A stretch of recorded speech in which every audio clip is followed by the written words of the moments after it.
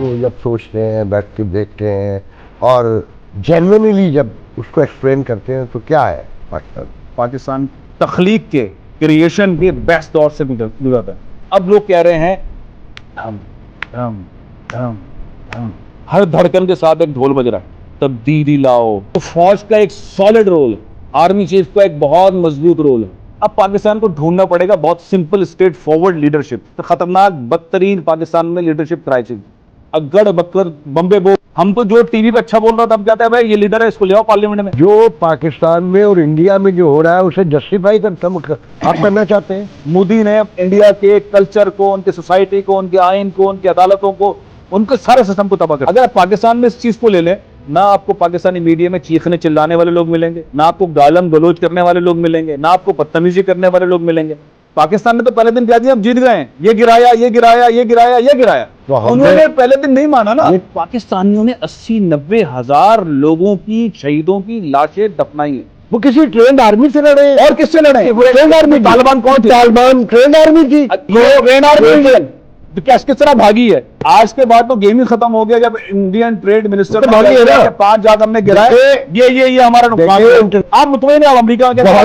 मैं case history के साथ बैठूंगा, बॉल प्राउड करूंगा। आपको अपने मतलब का जवाब चाहिए होता है, मुझसे ना खेलें आफाक भाई, काम यही है। नहीं, मैं आपसे खेल नहीं रहा हूँ। आप सवाल करें, अब मैं सवाल, लेकिन जवाब मेरी मर्जी का होगा। क्या ये नर्म का जो एक बयानिया है, नैरेटिव है, क्या ये कंटिन्यू रहेगा? पाकिस्तानी रियासत पहले से ज्यादा मुस्तहकम है, मजबूत है। पाकिस्तानी कौम दोबारा फौज के साथ और फौज कौम के साथ खड़ी है। अब अगर डोमिसाइल या नौकरी या वो नहीं है, तो अब अपॉर्चुनिटी बहुत ज्यादा है। हर सियासतदान को पेश करते थे। फैजल साहब, देखिए 90 में डॉलर भागे का था। मुझे नहीं मालूम यार, मुझे नहीं पता। तो आप बताना नहीं चाहते ना। इस वक्त बच्चा जो आईटी का बच्चा है, वो महीने में 2-3 हजार डॉलर बना रहा है। मैं ये देख रहा हूँ कि हमारे इर्द गिर्द डायमंड गोल्डन रिवर घूम रहा है। अगर मेरे अंदर कैपेसिटी है, तो मैं वो बाल्टी से डायमंड गोल्डन रिवर से अपना शेयर ले लूंगा।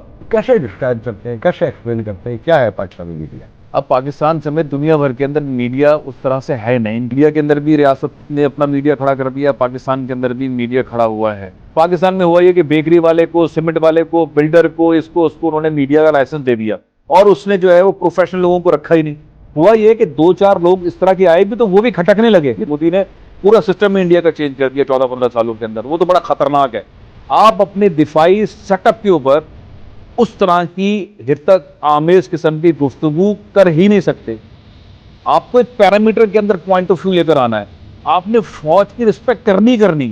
तो हतक से क्या मतलब लेते हैं आप? खबर आना हतक है? सर, हर दौर के अंदर मीडिया आगे बढ़ता गया। जो सोशल मीडिया है उस दौर के अंदर नहीं था। अगर उस दौर के अंदर सोशल मीडिया हो तो पता नहीं क्या तबाही मच रही होती। इस मोबाइल ने तबाही मचा दी। ट्विटर ने खुद से आके व्हाइट हाउस के बाहर जो रिपोर्टर्स और डीएसपी खड़ी होती थी, फारिग कर दी है। आंगड़ू बांगड़ू झांगड़ू जर्नलिस्ट बैठे हुए हैं, सवाल नहीं कर सकते। कहां आजादी है? आप पाकिस्तान में सवाल करना, उस खित्ते के अंदर यहां से ज्यादा आजादी है। इस वक्त तो दुनिया के अंदर फ्रीडम ऑफ प्रेस और फ्रीडम ऑफ एक्सप्रेशन का सबसे बड़ा कहत है। ये तो बड़ा सॉलिड फुल टॉस सवाल है, जिस पे छक्का लगता है।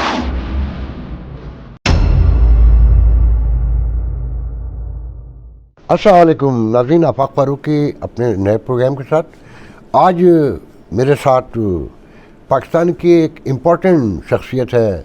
पाकिस्तानी जर्नलिज्म में एक बड़ा नाम है, बड़ी स्ट्रगल है, बज़ाहिर नौजवान है, मगर सीनियर जर्नलिस्ट समझता हूँ मैं उन्हें कि 25-26 साल बहुत अरसा होता है कि आलमोस्ट 30 साल में तो लोग रिटायर हो जाते हैं, मगर नौजवान लोग आखिर उम्र तक काम करते हैं, मगर ये वाकई नौजवान भी हैं। प्रिंट मीडिया से ज़िंदगी का आगाज़ किया और इलेक्ट्रॉनिक मीडिया में उरूज हासिल किया। बल्कि मैं ये कहूँ तो गलत नहीं होगा, एग्जूरेशन नहीं होगी, कि इलेक्ट्रॉनिक मीडिया में जो हमारे पायनीर नौजवान कहलाते हैं, जो इसको रियली उसके मैनर में, उसके सेंस में समझते हैं, उनमें से एक नाम है।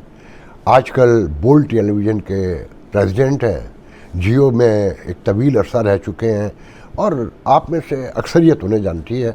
नाम है उनका फैसल अजीज़। आइए डायरेक्ट उनकी तरफ चले। अस्सलाम वालेकुम। क्या हाल है Faisal? So nice of you. Afaq भाई, बहुत बहुत शुक्रिया, बहुत बहुत शुक्रिया। नहीं, थैंक यू सो मच। तो हम आगाज़ करते हैं। देखिए, सहाफ़ियों से जब मुलाकात हुई थी तो पहला सवाल, स्पेशली ये 4 दिन की जो लड़ाई हुई, उसमें पाकिस्तानी मीडिया और भारतीय मीडिया बड़ा डिस्कशन में आया, बड़ा आर्गूमेंट है।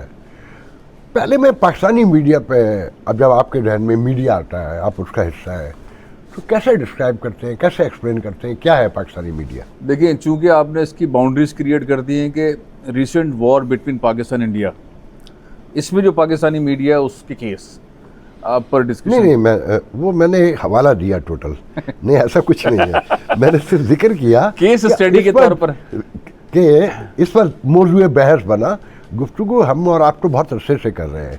तो आपका जो पॉइंट ऑफ व्यू है, जैसे आप उसको देखते हैं, जो ड्रीम करते हैं, वो सारी चीज़ें उससे समअप करें, समराइज करें तो ज़्यादा अच्छा होगा। पाकिस्तान में, इंडिया में या दुनिया भर में कहीं भी एक ज़माने में मीडिया का फ्रीडम और media freedom of expression, freedom of press, उसके एक नारे लगा करते थे। अब पाकिस्तान समेत दुनिया भर के अंदर मीडिया उस तरह से है नहीं, इनको फ्रीडम हासिल नहीं है पाकिस्तानी मीडिया को भी और इंडियन मीडिया को भी। लेकिन उसमें अगर अब ये कहा जाए कि कहीं पर रियासतों ने अपना मीडिया खड़ा कर दिया है, तो इसमें कहीं पर कोई गलती नहीं होगी। इंडिया के अंदर भी रियासत ने अपना मीडिया खड़ा कर दिया, पाकिस्तान के अंदर भी मीडिया खड़ा हुआ है। वो जो एक झलक होती थी ना कि हुकूमत और अपोजिशन कहीं मिल ना जाएं और मीडिया उन पर नज़र रखेगा, अब वो सोच या वो एग्जीक्यूशन जो है वो बहुत धीमी और कहीं बहुत पीछे चली गई है। सारी दुनिया में ही चली गई है। पाकिस्तान इंडिया के केस के अंदर तो बिल्कुल ही आपको नज़र आता है कि मीडिया जो है वो परचेज कर लिया गया है, अब हुकूमतों ने अपने चैनल्स खड़े कर दिए हैं। मोदी मीडिया, गोदी मीडिया आ गया है, उसने इंडिया का मीडिया तहस नहस कर दिया है। पाकिस्तान के अंदर भी यही सूरत हाल है।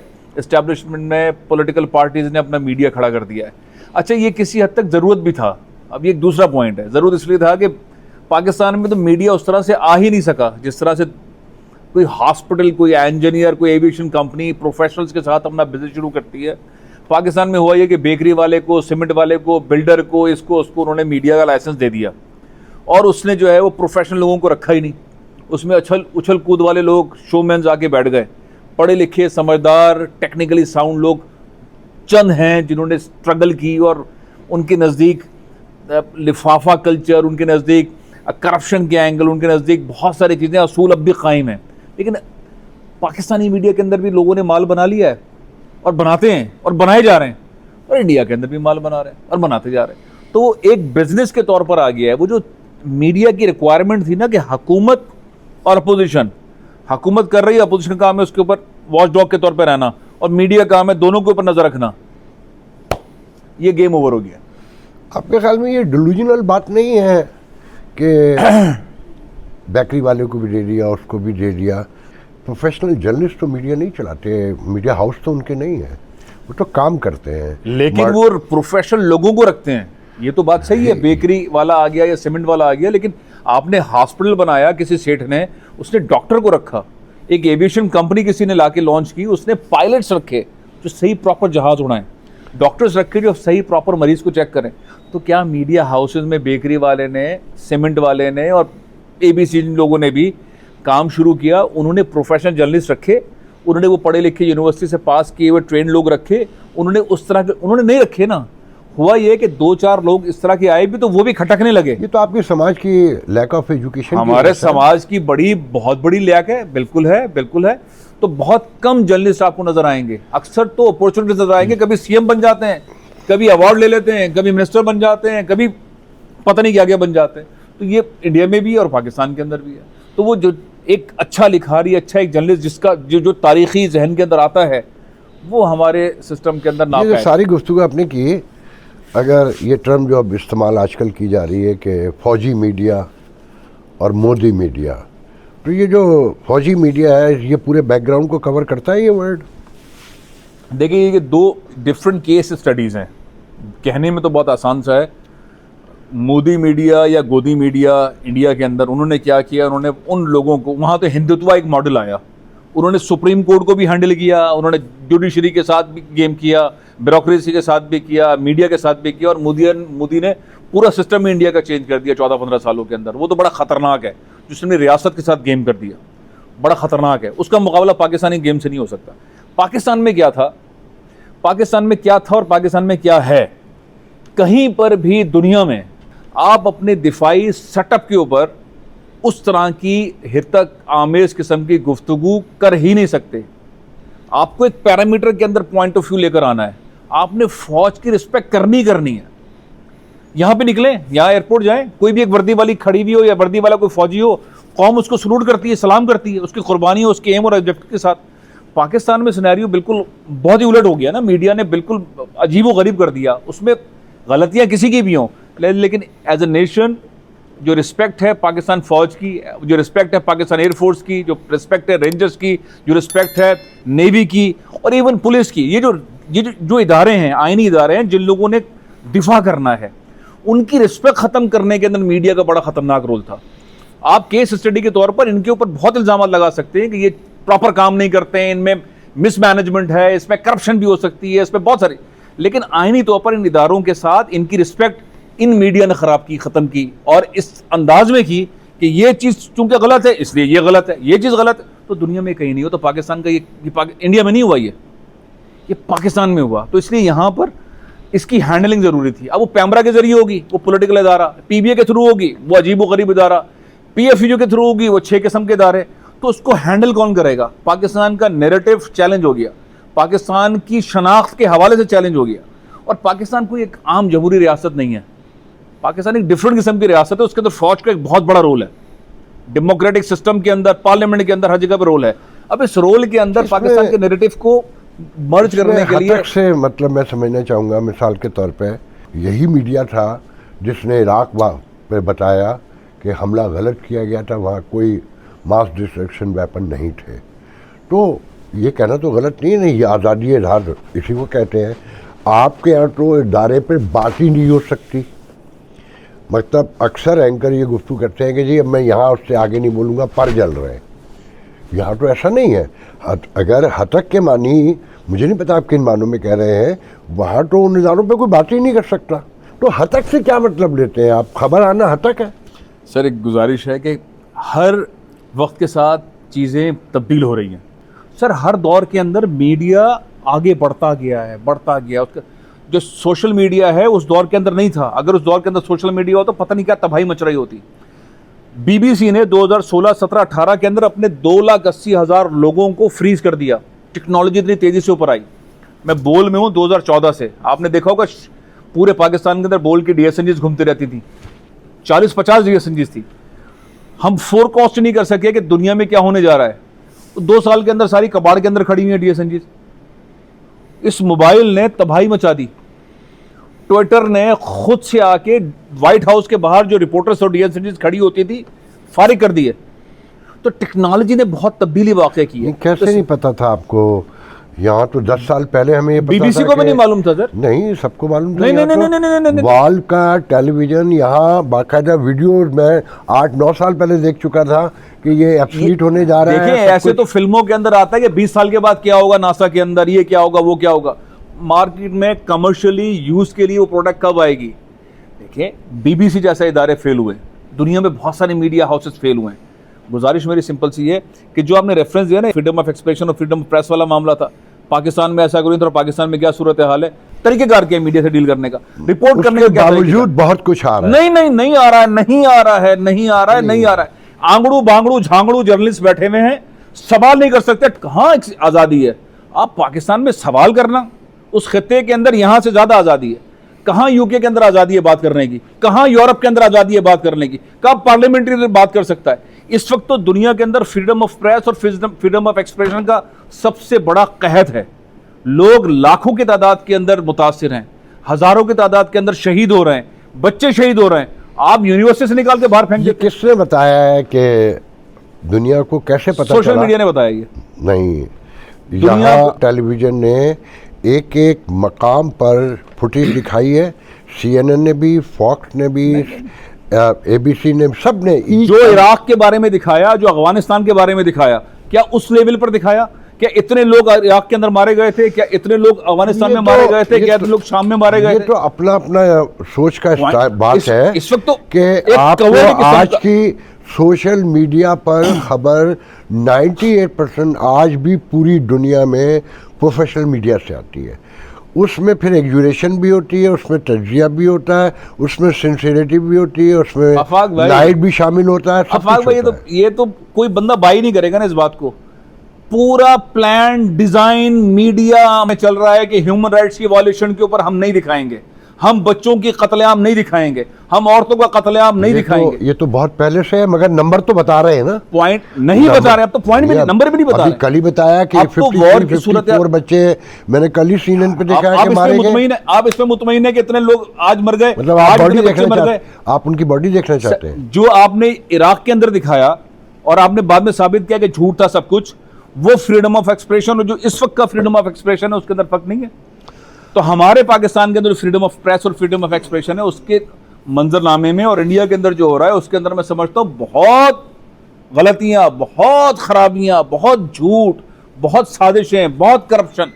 लेकिन यार यहाँ तो जराइम हो रहे हैं। आपके ख्याल में अमेरिकन मीडिया में भी फरमाइशी प्रोग्राम आते हैं? बहुत ज्यादा। कि 3 तरफ से चिट आती हैं। बिल्कुल आती होगी, क्योंकि जब top of the line press conferences हैं उसके अंदर सवाल करने का हक ही नहीं है और ऐसे ऐसे जवाब दिए जाते हैं कि तुमने तो बात ही नहीं करना, अगला बार ये आना नहीं चाहिए, तो बात ही खत्म हो गई। सवाल का खौफ, ये नजर आ रहा है ना, सवाल का खौफ। देखें ये भी बताया जा रहा है ना कि जी तुम नहीं आओगे, सवाल का खौफ है ना। और तो यही बात बात दुरुस्त है। हाँ, मगर मेरी बात दुरुस्त है। मीडिया रेजिस्ट कर रहा है, मीडिया रोज बता रहा है, उठा के बाहर फेंकते हैं, पासपोर्ट ले लेते हैं, देखें, डिपोर्ट कर देते हैं। इससे कोई इंकार नहीं कर रहा, इससे कोई इंकार नहीं कर रहा, मैं मान लेता हूं आपकी बात। जी सर, मगर एक मीडिया शुक्रिया। का रोल भी है ना, वो दिखा तो रहा है, बता तो रहा है ना कि आज इसको निकाल दिया, ये परसों इसको निकाला था।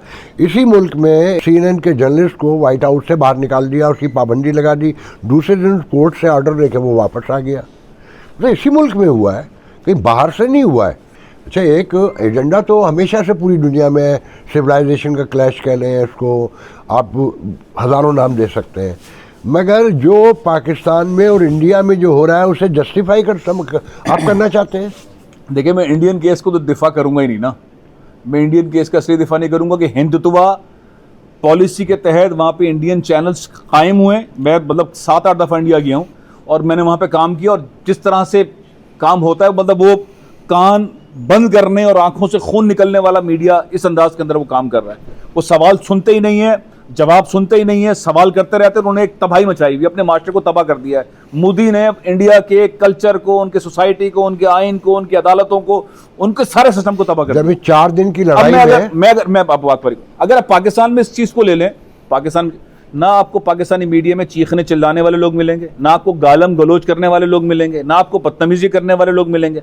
आपको बहुत सुकून से इन 4 दिनों के अंदर का सिनेरियो मिला है। नुश्ते भी देखे हैं, थप्पड़ मारते हुए भी देखे हैं। वो वाले वाकयात नहीं है जो इस बुनियाद के ऊपर है कि तुम मुसलमान हो तो मैं तुम्हें थप्पड़ मार रहा हूं, और इस बुनियाद पे भी नहीं है कि तुम दलित हो मैं इस बात पे थप्पड़ मार रहा हूं, इस बुनियाद पे नहीं है कि तुम सिख हो मैं तुम्हारी पकड़ खींच रहा हूं, इस बुनियाद पे भी नहीं है कि तुम पंजाबी हो। ये समाजी प्रॉब्लम अलग है, इंडिया के अंदर है ना, ये मीडिया का प्रॉब्लम नहीं है। नहीं, ये समाज टेलीविजन के ऊपर जो झगड़े हैं उस बुनियाद पे, इसी मिसाल बात पे के तौर पे ये मैं और आप इस वक्त प्रोग्राम कर रहे हैं, अगर मैं फ्लेयर अप हो जाता हूँ, बदतमीजी पे उतर आता हूँ, तो इसमें मीडिया का कसूर नहीं है या आपका कसूर नहीं इसमें है? सब्जेक्ट का और कल्चर का कसूर है ना सर। नहीं, एक गुफ्तगू हो रही है।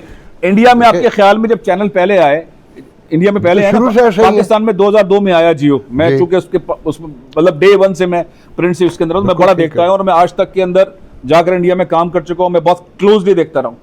हमारे यहाँ जियो के अंदर एक बहुत डिसिप्लिन, ऑर्गेनाइज्ड प्रोग्रामिंग, बहुत कल्चर्ड, बहुत सेलिब्रेशन मोड के अंदर प्रोग्रामिंग होती रही है। वहाँ पहले दिन से जो है इसकी पतलून कैसे उतारनी है, इसका पगड़ कैसे उछालना है, इसकी जात को कैसे खेलना है, इसको नीच कैसे दिखाना है, इसकी प्लानिंग होती थी, और इसकी प्लानिंग के ऊपर प्रोग्राम्स होते थे।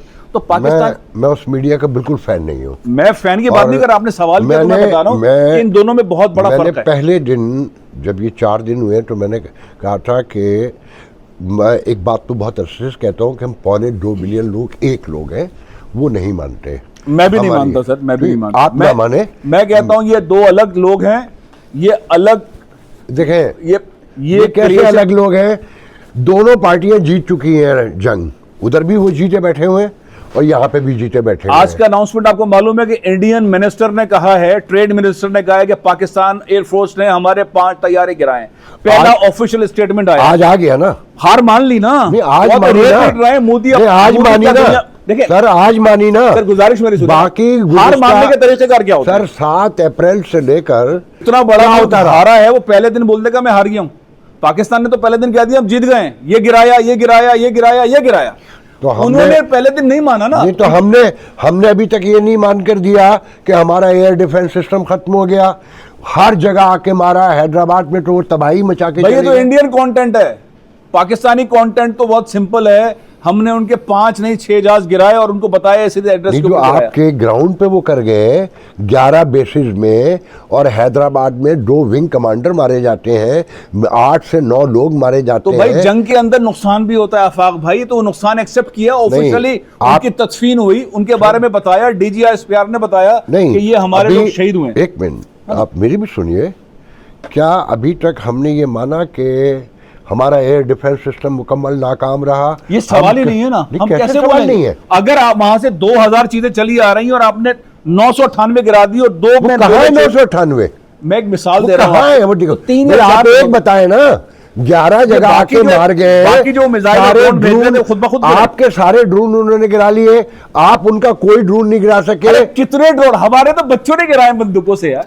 वही। इसकी स्ट्रैटेजी थी, देखिए मैं आपको सर वो बच्चों ने गिराया ना, आपके एयर डिफेंस सिस्टम ने तो मैं नहीं आपको गिराया। बताता हूँ स्ट्रैटेजी बताता हूँ, वॉर स्ट्रैटेजी। अब तो चूंकि बहुत ज्यादा दिन हो गए तो इसमें कोई ऐसी बात नहीं है कि इसको जो छुपा के रखा जाए।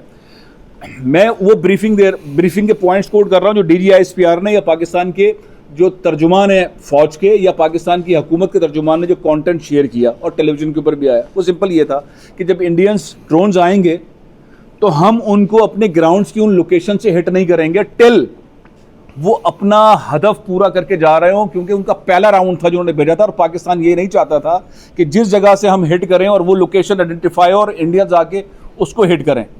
तो उन ड्रोन्स के ऊपर या इस खित्ते के अंदर जंग के ऊपर पाकिस्तान से चैंपियन है इंडिया। पाकिस्तान लड़ रहा है पीछे 20-22 सालों से, पाकिस्तानी फौजी लड़ रहे हैं 20-22 सालों से। मतलब ये ग्राउंड है ही नहीं इंडिया का। पाकिस्तानियों ने 80-90 हजार लोगों की शहीदों की लाशें दफनाई हैं। पाकिस्तानी पूरे मुल्क के अंदर मेरी बात सुनिए। ट्रेन आर्मी से नहीं लड़े हैं, मेरे से मुझसे वो बड़ी अपने ही खतरनाक- लोगों से वो- अपने ही लोगों से लड़े हैं। डेंजरस वॉर की है। दुनिया में कभी ऐसा नहीं हुआ कि आप किसी मालाकंड जैसे इतना 350 किलोमीटर एरिया लड़े से आप किससे लोग- हैं? वो किसी ट्रेंड आर्मी से लड़े हैं। और किससे लड़े? वो ट्रेंड आर्मी थी। तालिबान कौन थे? तालिबान ट्रेंड आर्मी थी। ये ट्रेन आर्मी इंडियन जो किस तरह भागी है, जो फ्रांस के जहाजों से उतर के भागे हैं साले। ये ट्रेन एयरफोर्स थी। ये कैसे भागे इंडियंस? देखें, ये सीधे जहाजों से निकल के भागे हैं। मैं कहीं ये नहीं कह रहा, पॉइंट मेरा ये मैंने एयरफोर्स के हवाले से मैं अभी ये तक कह रहा हूं, नहीं, पाकिस्तान नहीं, फौज के आप मुकाबले की गुफ्तगू फोर्स इंडिया आप है ही नहीं। गुफ्तगू को अलग लेकर जा रहे हैं।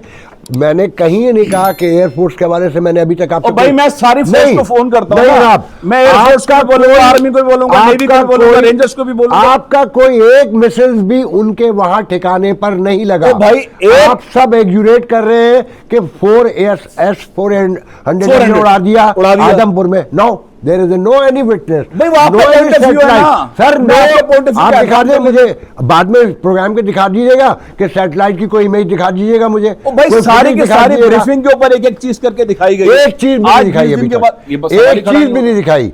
ये आप ISPR का वर्जन देना चाहते हैं, ठीक है, मैं ISPR का वर्जन इसलिए दूंगा, मैं ठीक है, आप पाकिस्तान ले लीजिए। भाई मैं और क्या जाके मैं घुसूंगा क्या वहां पे कैसे गया? इंटरनेशनल कम्युनिटी ने आपकी जिस तरह से एयर स्ट्राइक के बारे में, आज के बाद तो गेम ही खत्म हो गया जब इंडियन ट्रेड मिनिस्टर वो तो ने मान कह लिया दिया ना। कि 5 जहाज हमने गिराए, देखिए- ये हमारा नुकसान देखिए है। इंटरनेशनल मीडिया ने एयरफोर्स की फतह को तस्लीम कर लिया आज से 15 दिन पहले। जिंदाबाद, शुक्रिया, ठीक है ना? शुक्रिया। तो मैं- भाई पॉइंट ये है कि हमारे पाकिस्तानी भी तस्लीम कर रहे हैं कि पाकिस्तानी ये वॉर मुझे जीत चुके समझ हैं। नहीं आ रहा बताने क्या चाह रहे हैं। मैं तो आपसे स्पेसिफिक गुफ्तगू कर रहा हूं कि दोनों मीडिया एक जैसे हैं। पाकिस्तान का मीडिया यही आपका मैंने पॉइंट सुना, मैंने उसके बाद बताया कि पाकिस्तान और इंडियन मीडिया मुझे- ऐसा नहीं है। नहीं, बिल्कुल एक जैसा भाई है। आपका सवाल है, मेरा पॉइंट ऑफ व्यू आपसे आप अलग है। मेरी अर्ज तो सुन ले पहले ना। मैंने आपका सवाल सुना। पहले अर्ज सुन ले। देखिए मैं आपसे हम्बली कह रहा हूं, मुझे सिर्फ एक बात का जवाब दे दें। जी। इंटरनेशनल मीडिया में मुझे कहीं ये दिखा दीजिए कि ग्राउंड पर आपने जो मिसाइल्स मारे थे उनका ये नुकसान हुआ और ये इंडिया को डैमेज हुआ। ये मुझे कहीं दिखा दीजिए, मैं एक्सेप्ट कर लूंगा आपकी बात खत्म हो गई। जैसे एयर का पूरे इंटरनेशनल मीडिया ने पहले बता दिया, 2 राफेल कहते थे, हम 3 कहते थे, फिर हमने 4 कहना शुरू कर दिए। मगर इंडिया जो वेस्टर्न वर्ल्ड का मीडिया है वो एक्सेप्ट करता था कि 2 तो कन्फर्म है। अच्छा, इन दोनों मीडिया की नाकामी यह है कि दोनों की टेरिटरी में, जैसे इंडियन साइड पे उनकी सबसे बड़ी उस मीडिया की नाकामी है कि आपके अपनी टेरिटरी में गिरे थे ना वो जहाज, एक मीडिया भी नहीं ला सका, एक भी नहीं ला के दिखा सका फुटेज कि ये हमारा जहाज गिरा है, या हमारे मीडिया ने अभी तक किसी जगह पर भी किसी एयर बेस की कोई एक फुटेज नहीं दिखा सके कि जनाब यहाँ पे नुकसान हुआ या नुकसान नहीं हुआ। मिसाल के तौर पे इंटरनेशनल मीडिया ये बात वाज़ेह तौर पे कह रहा है कि जो इंडिया में मिसाइल्स मारे पाकिस्तान ने, उन्होंने काम नहीं किया, और हमारे आर्मी के ज़राए भी ये कहते हैं कि जो हमने शुरू में चलाए वो कोई बड़े पैमाने पर नहीं चलाए थे, इसलिए कोई बात नहीं, वो अगर जंग बड़ी होती तो फिर हम इस्तेमाल करते जो असल माल है। अब बता दीजिए, मैं तो इस एंगल से कह रहा हूँ, टोटल इतनी सी बात है। सर एक गुजारिश ये, किसी भी रिपोर्टिंग की, इन्वेस्टिगेशन के पैरामीटर्स को जांचने के लिए और करने के लिए सोर्सेज की ज़रूरत होती है। ऑफ कोर्स जंग के दौरान ये कंटेंट जिसकी आप बात कर रहे हैं कि पाकिस्तानी मीडिया ने वो राइफल जहाज़ों का नहीं दिखाया, फुटेज नहीं दिखाया, मैंने वो नहीं कहा, बिल्कुल इंडिया ने नहीं दिखाया, पाकिस्तान, देखिए ये हमेशा जब जहाज गिरता है हुजूर तो वो आर्मी की टेरिटरी में गिरता है। गुजारिश मेरी ये है कि ये सारा फुटेज आर्मी के टेरिटरी में गिरे या कहीं जंगल में गिरे, अगर ये फुटेज होता है, जैसे पहले था अभिनंदन वाला फुटेज अवेलेबल था पाकिस्तानी सोसाइटी के अंदर, पाकिस्तान में गिरा, अभिनंदन भी नजर आया, फुटेज भी नजर आया, जहाज भी नजर आया। अब ये तो एक ऐसा सवाल है कि जहाज कहाँ गिरा और उसका फुटेज नजर क्यों नहीं आया, इंडिया ने भी नहीं दिखाया और पाकिस्तान ने भी नहीं दिखाया। नहीं दिखाया किसी ने भाई नहीं दिखाया। रिपोर्टर मीडिया के पास ये सोर्स नहीं होता है कि वो हम तो कंपेयर करते हैं मॉडर्न वर्ल्ड भी नहीं दिखाया। हम इससे इस बहस से बाहर आते हैं, अब तो रेडार के ऊपर लोग दिखाते हैं कि ये जहाज हमने गिराया, ये गिराया, ये गिराया। इस बहस से बाहर आते हैं। क्या आप अपने तौर पे कह सकते हैं कि पाकिस्तानी मीडिया, पहले तो मीडिया की हम तारीफ बयान कर देते हैं। एक तारीफ तो यह है कि आईने में मैं जब सामने खड़ा होता हूँ तो जो मेरी शक्ल होती है आईना वो दिखा रहा होता है, ये मीडिया है, ठीक है, सही बात है। और जो मीडिया की ज़रूरत है, जो मैंने पढ़ के सीखा है कि जब ये डेमोक्रेसी लेकर आए तो दो चीज़ें साथ आई कि एक ऐवान इक़्तिदार होगा, एक अपोजिशन होगी और एक मीडिया होगा। पहले तो बैलेंस कर दिया अपोजिशन से कि जी चेक एंड बैलेंस, फिर एक खौफ था कि अगर ये दोनों कहीं मिल जाते हैं तो मीडिया इनको रिप्रेजेंट करेगा आवाम को, जो है। बिल्कुल सर। आपके ख्याल में Pakistani media, now I am specifically I am asking to you sir, Pakistani media Pakistani आवाम को रिप्रेजेंट करता है? अब नहीं करता है। पहले कब करता था? पहले करता था, बहुत ज़्यादा एक्सक्लूसिव रिपोर्ट्स होती थी, बहुत ज़्यादा जर्नलिज्म था। बहुत मैंने 96-97 में जर्नलिज्म शुरू किया जंग से, और अखबार में खबर छपती थी, सिनेरियो हिलता था, ब्यूरोक्रेसी हिलती थी, नोटिस होता था, कोर्ट नोटिस लेते थे। मेरी कई रिपोर्ट्स के ऊपर सुप्रीम कोर्ट ने, हाई कोर्ट ने बुलाया है, बहुत सारी चीज़ों के ऊपर इंटरैक्ट, तो उस वक्त नोटिस हुआ करता था। जैसे जैसे डेमोक्रेसी आगे गई है, करप्शन मिसमैनेजमेंट आगे गई है, सिस्टम के अंदर गड़बड़ आई है, अब फिर ये नोटिस कम होना शुरू हुए और वो आवाम की रिप्रेजेंटेशन वाला जो मामला है उसमें कमी आई है। उसके बाद प्रिंट के बाद, जब प्रिंट के अंदर काफ़ी हद तक ये बहुत ज़बरदस्त चीज़ें हुआ करती थी, जब इलेक्ट्रॉनिक मीडिया आया तो उसके भी शुरू के 4-5 सालों के अंदर इस तरह की चीज़ें थीं। फिर वो रिपोर्टिंग से प्रोग्रामिंग पे गया, फिर शोमैन कूदे जिनका सहाफ़त से कोई ताल्लुक़ नहीं था, उन्होंने संडे बाज़ार लगाना शुरू किया और शाम को 8 बजे का शो लगाना शुरू किया, और जर्नलिज्म से वो बाहर आते चले गए। वहाँ आके पाकिस्तानी मीडिया, इवन ये कि दुनिया भर के मीडिया के अंदर जो इस तरह की तब्दीलियाँ आना शुरू हुई, और पाकिस्तान में फिर आहिस्ता आहिस्ता बहुत कम शोज़ या बहुत कम जर्नलिस्ट या बहुत कम ऐसे प्रोग्राम्स या चैनल्स रह गए जो वाकई आवाम की नुमाइंदगी करते हों, आवाम के लिए आवाज़ उठाते हों और वो दबाव भी झेल लेते हों। जो प्रेशर गवर्नमेंट का, रियासत का आता हो उस मसले के लिए, उस जडेरे का, जागीरदारे, ये जो लोग शहीद होते हैं, जो रिपोर्टर शहीद होते हैं, जो लोग मारे जाते हैं या मुल्क छोड़ के भागते हैं, ये प्रेशर, इस प्रेशर का और इन चीज़ों का मुकाबला करने के लिए जर्नलिज्म का एक सेटअप तो अवेलेबल है, लेकिन वो बहुत बहुत हद तक कमज़ोर हुआ और कमज़ोरी की तरफ। आपने एक जुमला मोतरज़ा कहा अभी बीच में कि जो डेमोक्रेसी ग्रो होती गई, आगे आती गई, तो आप ये कहना चाहते हैं कि ये सारा खसारा जो है, ये शाखसाना जो है, डेमोक्रेसी का दिया हुआ है? डेमोक्रेसी की जो डेफिनेशन है दुनिया में, किताब में, इसमें एनसाइक्लोपीडिया में, या आपको एआई बताएगा, वो तो बड़ी शानदार है और उसको सलूट करना चाहिए। लेकिन जो मेरे मुल्क के अंदर डेमोक्रेसी है, वो डेमोक्रेसी वो वाली नहीं है, वो डेमोक्रेसी वो नहीं है। डेमोक्रेसी को कसूर तो नहीं हुआ ना? तो मेरे मुल्क में जो चीज़ बिक रही है मैं उसी का नाम ले रहा हूँ, तो मैं उस डेफिनेशन की जिक्र नहीं कर रहा। मेरे मुल्क के अंदर जो वो है, जो कि काली जली हुई अगड़ बक्कड़ बम्बे बो वाली जो डेमोक्रेसी है, उस डेमोक्रेसी से जो सिनेरियो इस वक्त पाकिस्तान में जन्म लिया हुआ है। आप एक वाकया सुनाते हैं कि आपके वालिद नहीं चाहते थे कि आप जर्नलिज्म में आए, और वो कुछ मखसूस बातें कहते थे, वो दोहराइए और फिर उसकी वजह बताइए कि ये परसेप्शन हमारे बुज़ुर्गों में या हमारी सोसाइटी में क्यों ग्रो किया। देखिए, मैंने तो वो चैलेंज लिया। मेरे अब्बा ने मुझे कहा 96 में, जब मैंने CSS का एग्ज़ाम दिया और मैं इंतज़ार में था कि उसके रिजल्ट्स आएँ, तो मैं हादसाती तौर पर जर्नलिज्म में आया। PII एक लाइब्रेरी है, Pakistan institute of international affairs, वहाँ बस किसी ने दावत दी और मैं जर्नलिज्म में आ गया। और उसके बाद मुझे एहसास हुआ कि ये बड़ा अच्छा सब्जेक्ट है और यहाँ पे काम करना चाहिए। मेरे वालिद साहब एक अच्छे इदारे में अच्छी पोजीशन पे काम करते थे, तो उन्होंने मुझसे कहा कि आप खबरदार सहाफ़ी मत बनना, ये जो लिखने पढ़ने का काम है छोटा मोटा करते रहो, लेकिन इस तरफ मत जाना।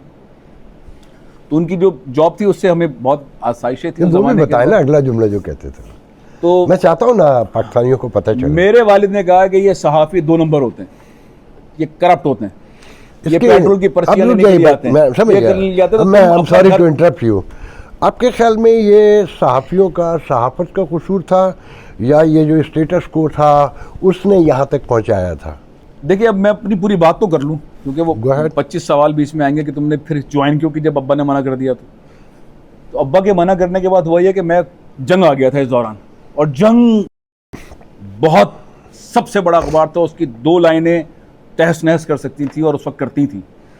तो मैं उस दौरान जंग आ गया, और जंग आने के बाद उससे पहले कुछ अर्सा मैं इंटर्नशिप मैंने नवाए वक्त में की, और उसके बाद मैं जंग आ गया और जंग में बड़े धूमधाम तरीके से आया। तो मुझे बहुत सारी चीज़ों की बहुत ज़्यादा एडवांटेज हासिल था, क्योंकि मैं चाहता नहीं था, मुझे ऐसा लगता था किसी दिन में मेरे अब्बा कान पकड़ेंगे और बोलेंगे तुम्हें ये नहीं करना। तो मैं वो कहते हैं ना आखिरी दिन, हर रोज़ आखिरी दिन, वो ये वाला जर्नलिज्म मैंने किया।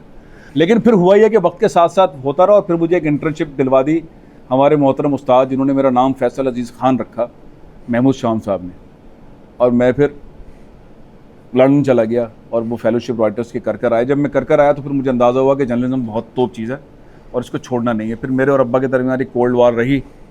फिर आहिस्ता आहिस्ता आहिस्ता मैंने साबित किया कि ये जर्नलिज्म जो है वो जो सरकारी मुलाजिम है उससे ज़्यादा पैसे लेता है और ज़्यादा ईमानदारी से काम कर सकते हैं। फिर अल्लाह ताला ने मेरा बहुत साथ दिया, और मैंने आज तक कभी मुझ पर कभी किसी ने एक ख़बर, एक प्रोग्राम, एक प्लॉट, एक टिकट या इवन किसी बंदे ने ये नहीं कहा कि मेरे पास आके फैसल अजीज़ खान ने आके खाना खाया। तो मैंने अब्बा को फिर बहुत अरसे के बाद साबित किया। जब मेरे पास बाहर से इंटरनेशनल चेक्स वैक्स आने लगे तो फिर अब्बा ने कहा कि हाँ ये अपने आप को चला सकता है। फिर जियो आया, जियो में सबसे पहले फर्स्ट फेज़ था जो मैं जियो में एयर हुआ, फिर जियो का सबसे पहले ब्यूरो चीफ बना। फिर ये करते करते करते करते सफ़र में फिर मैं पाकिस्तान में प्रिंट मीडिया को कैसे देखते हैं आज के प्रिंट मीडिया को? प्रिंट मीडिया पाकिस्तान में क्या सारे दुनिया के अंदर प्रिंट मीडिया जो है वो हो गया। हमारे नज़दीक तो प्रिंट मीडिया के सबसे बड़े चैंपियन आप ही हैं अमेरिका में। आपसे बड़ा तो कोई साफ़ी मैंने देखा नहीं। अब वो प्रिंट मीडिया टेक्नोलॉजी के थ्रू एब्सोल्यूट हो गया। अब 5,000 या 6,000 डॉन छप रहा है पाकिस्तान में, 5 या 8,000 जंग छप रहा है और सरकारी इदारों के पास जा रहा है, उसका वो इम्पैक्ट खत्म हो गया। आप एक बहुत बड़े इदारे को रिप्रेजेंट करते हैं। मैं एक छोटी सी बात कहूँ, मैं जिस इदारे में काम करता हूँ वो दिन के अंदर 14 बुलेटिन्स निकालता है, यानी कि 14 एडिशंस निकालता है। एक सबसे बड़ा अखबार है पाकिस्तान का जंग, बहुत वजनी अखबार है डॉन, बहुत, वो 24 घंटे में एक एडिशन निकालता है। तो यहाँ मीडिया ने बीट करना शुरू किया, सिर्फ पाकिस्तान में नहीं, इंडिया में भी हुआ, ये यूरोप में भी, अमेरिका में। तो एडिशंस ने जो है ना वो चेंज। मैं एग्री नहीं करता आपसे, एक दूसरे की लर्निंग भी होनी चाहिए जी। टेलीविज़न जब वेस्टर्न वर्ल्ड में आया ना तो प्रिंट मीडिया बहुत डरा हुआ था, और जब ये बहुत आम हुआ सोशल मीडिया भी साथ आ गया। मगर लास्ट 30 ईयर में दुनिया के जितने बड़े वाक़यात हैं, वो इराक वार हो, अफगानिस्तान वार हो, वो कहीं से आप शुरू कर लें, उसकी सारी स्टोरी प्रिंट मीडिया लेकर आया। एक भी CNN के खाते में नहीं है, एक भी फॉक्स के खाते में नहीं है। जितनी बड़ी स्टोरीज हैं वो न्यूयॉर्क टाइम की होगी, वाशिंगटन पोस्ट की होगी, शिकागो ट्रिब्यून की होगी, LA टाइम की होगी, कहीं से निकाल ले, या फॉक्स की होगी, हम लंबी लिस्ट है वो। आपके मुल्क में मैं नाम नहीं लूँगा, आप अच्छी तरह जानते हो और आपके इल्म में भी है, यहाँ नाम नहीं लेंगे। अब बहुत बड़े पब्लिशर से मेरी लंदन में मुलाकात हुई तो उन्होंने कहा जी आपने अखबार बंद कर दिया। मैंने कहा अखबार कौन पढ़ता है? कहने क्या मतलब? मैंने कहा अखबार तो आपका डेली है, वो भी नहीं पढ़ता आप कोई। मेरे फ़ोन पे हर सेकंड के ऊपर मैसेज आ जाता है। मैं तो वीकली अखबार निकालता था, तो मैं तो शर्मिंदगी महसूस करता था वो अखबार निकाल के। कहने नहीं हमारा अखबार तो चल रहा है। तो मैंने कहा वज़ारत इत्तलात जब तक चल रही है आपका अखबार भी चलता रहेगा।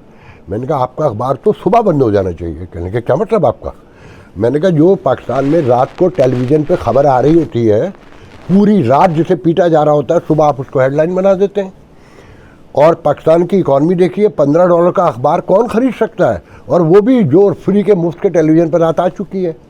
तो उनके पास जवाब नहीं था। मैं अब आपसे जवाब लेना चाहता हूँ कि ये जो पाकिस्तान में प्रिंट मीडिया है, इसकी ज़रूरत अब क्या रह गई है, गुंजाइश क्या है, और ये क्यों चल रहा है, और क्या सोसाइटी इसको वेलकम करती है आज भी? देखिए, पहले तो पहली वाली बात का जवाब देता हूँ। आपने कहा कि सबसे ज़्यादा इंटरनेशनल इन्वेस्टिगेटिव स्टोरीज जो है वो प्रिंट ने दी, इलेक्ट्रॉनिक मीडिया ने आज दी। भी। अच्छा, ये दूसरा पैराहा था जो मैंने आपसे बात की थी, वो डिफरेंट ग्राउंड था। इन्वेस्टिगेटिव रिपोर्टिंग का ग्राउंड ही प्रिंट है, still now. Till now, that's right. ठीक है, मैंने 2012-13 के अंदर एक कराची का काला बजट किया।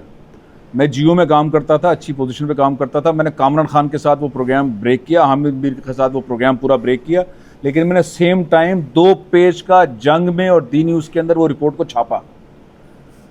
सुप्रीम कोर्ट ने और पाकिस्तान के बहुत सारे इदारों ने उसके ऊपर जो नोटिस लिया, तो वो जियो के हामिद मीर के प्रोग्राम पे या कामरान खान के प्रोग्राम पे नहीं लिया, वो जंग की उस रिपोर्ट पे किया। तो ये तो एक सॉलिड बात है कि जहाँ पे भी इन्वेस्टिगेशन चीज़ें होती हैं वो प्रिंट के ऊपर होती हैं, क्योंकि प्रिंट के ऊपर एक डिटेल इन्वेस्टिगेटिव ग्राउंड्स बन सकते हैं। टेलीविजन के ऊपर स्टोरी ऑलवेज डेवलपिंग मोड में होती है, कंक्लूड नहीं हो सकती।